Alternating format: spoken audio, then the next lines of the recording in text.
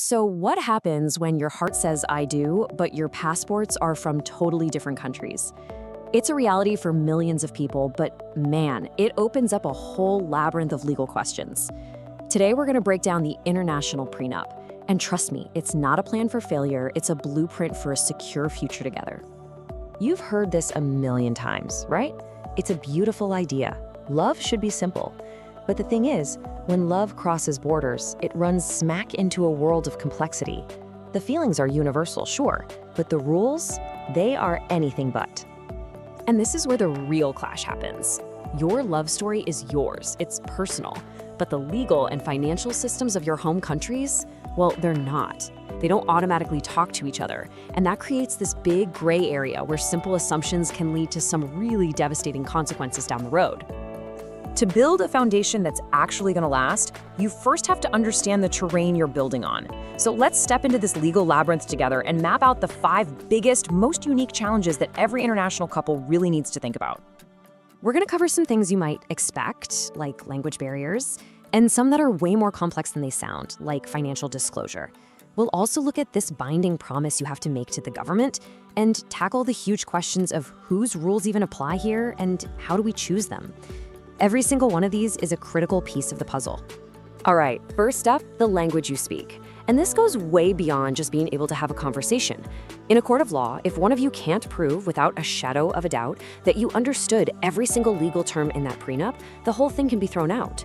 We're not just talking about a simple translation. We're talking about proving genuine informed consent. It's a big deal.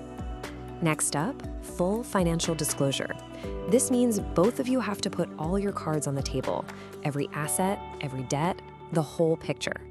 And this can get incredibly complicated when you're dealing with different currencies, overseas bank accounts, and totally different property laws.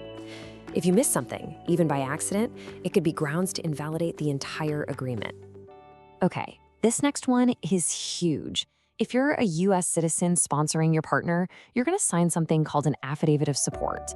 Now listen, this is not a contract with your spouse. It's a binding contract with the US government. It legally forces you to provide financial support, and here's the kicker. Getting a divorce does not end this obligation. It can last for a decade or until your spouse becomes a citizen. No joke. And all of this leads to the biggest question of all, jurisdiction. Whose rules are you playing by? Let's say you divorce in California. The law here says marital assets get split 50-50. But what if your spouse's home country has totally different rules, or maybe doesn't even recognize a prenup that was signed in another country? You're literally caught between 2 different legal worlds. It's a recipe for disaster. So, the solution is to take control. You have to include a choice of law clause right there in your prenup. This is where you both agree, upfront and in writing, on exactly which states or countries' laws are going to apply to your agreement. It replaces all that legal uncertainty with intentional, mutual clarity. Now, I know navigating those challenges sounds daunting, but it's all part of a really constructive process. An international prenup isn't just a defensive shield. Think of it as your couple's financial blueprint, a plan that you two designed together for clarity and for mutual protection. And a really strong financial blueprint, well, it rests on 2 main pillars. First, protecting the assets you each bring into the marriage. And second, making sure your shared future, your estate, is handled exactly the way you both want it to be. So let's talk asset protection first. A prenup lets you clearly define what's yours, what's mine, and what's ours. For instance, that family business you owned before you even met. Is that separate property? What about the house you buy together? Is that marital property? Defining this stuff right from the get-go eliminates any confusion and prevents a ton of conflict later on. The second pillar is estate planning. You see, without a prenup, some countries' default inheritance laws, which, let's be honest, you probably don't even know, get to decide who gets what if something happens. A prenup completely overrides those default rules, making sure your wishes are the ones that get honored, no matter where in the world you happen to be living.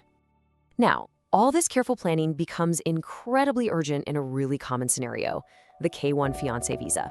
For a lot of couples, this is how their life together in the US begins, and it starts with a very loud ticking clock. 90 days. That's the window. From the day your fiancé lands in the US, you have exactly 90 days to get married. Think about that. That's barely enough time to plan a wedding, let alone negotiate a super complex legal document like an international prenup. So planning is absolutely everything. Ideally, this whole process should start before the visa is even approved.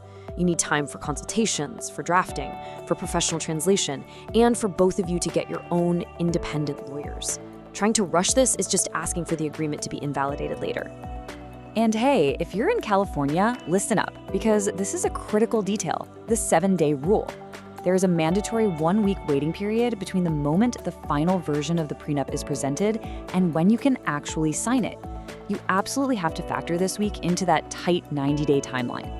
Okay, so after all those legal details and crazy deadlines, let's just zoom out for a second. Because a prenup isn't really about rules. It's about building the very foundation of your partnership. It's a proactive step toward a future that you get to design together. For instance, remember that affidavit of support we talked about? You can actually use the prenup to set clear mutual goals, like a timeline for applying for permanent residency or citizenship.